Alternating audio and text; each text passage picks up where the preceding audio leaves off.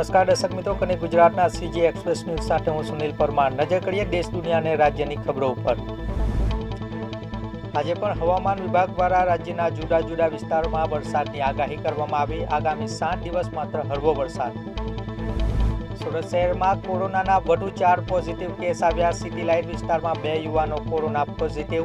સંગ્રામપુરમાં 84 વર્ષીય યુદ્ધ corona positive આવ્યા. તો પાલનપુરમાં 28 વર્ષીય યુવાનનો કોરોના રિપોર્ટ પોઝિટિવ આવ્યો.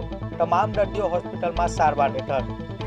દાહોદમાં મંત્રી પુત્ર બળવંત ખાબડના 5 દિવસના રિમાન્ડ મંજૂર થયા. મનરેગા કૌભાંડમાં બળવંત ખાબડની થઈ છે ધરપકડ. બચુ ખાબડના પુત્ર ભાણપુર ગામમાં મનરેગા યોજનામાં કર્યું હતું કૌભાંડ.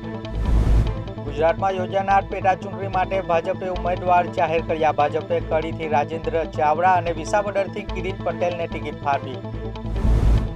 ભારતમાં કોરોના વાયરસનો કહેર. 10 દિવસ પહેલા ફક્ત 257 કેસ હતા, જે હવે વધીને 3500થી વધુ થઈ ગયા છે. છેલ્લા 24 કલાકમાં દેશમાં કોરોનાના 360 નવા કેસ નોંધાયા. GEE એડવાન્સનું પરિણામ જાહેર થયું. 360 પૈકી 332 માર્ક મેળવી રાજીવ ગુપ્તા દેશભરમાં પ્રથમ આવ્યા. દેશભરમાંથી 1.82 લાખ વિદ્યાર્થીઓએ GEE એડવાન્સની પરીક્ષા આપી હતી. યુક્રેને રશિયાના 2 મહત્વપૂર્ણ હવાઈ મથકો પર હુમલો કર્યો. 40 બોમ્બર વિમાનોને તોડી પાડવાનો દાવો, પણ હજુ સુધી સત્તાવાર પુષ્ટિ કરવામાં આવી નથી. અમેરિકાના બોલ્ડરના પર્લ સ્ટ્રીટ મોલમાં હુમલાખોરોએ હુમલો કર્યો. આ લક્ષિત આતંકવાદી હુમલામાં ઘણા લોકો ઘાયલ થયા. કોલોરાડોના ગવર્નર જેરેડ પોલિસે આ હુમલાની નિંદા કરી કહ્યું, નફરતથી ભરેલું કોઈ પણ કૃત્ય સહન કરવામાં આવે નહીં. પંજાબ કિંગ્સે મુંબઈ ઇન્ડિયન્સને 5 વિકેટથી હરાવીને IPL 2025ના ક્વોલિફાયર 2માં કબજો કર્યો હતો.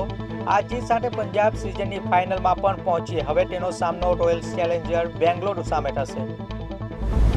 હૈદરાબાદમાં આયોજિત 72મી મિસ વર્લ્ડ સ્પર્ધામાં થાઇલેન્ડની ઓપલ સુચાટા ચુઆંગના વિજેતા બન્યા.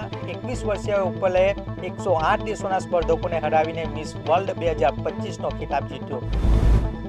તો આ હતા સીજી એક્સપ્રેસ ન્યૂઝ. નવા સમાચારો અને વધુ અપડેટ માટે તમે જોડાયેલા રહો કનેક્ટ ગુજરાત સાથે. નમસ્કાર.